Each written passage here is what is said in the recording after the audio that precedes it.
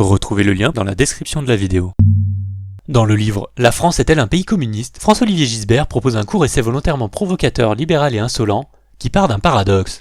La France se vit comme un pays libéral menacé par l'ultralibéralisme, alors que selon lui, elle s'enfonce depuis des décennies dans une collectivisation progressive. Son raisonnement s'organise comme un inventaire sarcastique des symptômes attribués à cette dérive. D'abord la place de l'État dans l'économie, illustrée par le niveau des dépenses publiques qu'il avance à 57% de la richesse nationale, puis l'agonie de la valeur travail, ensuite une économie et une écologie dites punitives qui auraient produit des montages de réglementation. À cela s'ajoute dans sa description une suradministration où les fonctionnaires seraient bien plus nombreux qu'ailleurs et un assistanat sans limite, le tout nourrissant un climat de laisser-aller général et de tentation de table rase, dont il invite à chercher les racines jusque dans l'histoire politique française. Gisbert y dénonce un étatisme qui aurait dévoyé la mission de l'État et l'aurait transformé en machine à dépenser, à s'endetter et à normer, en rappelant au passage des chiffres sur la fonction publique et en reprenant une formule attribuée à Gorbatchev. La France est le seul pays où le communisme a réussi.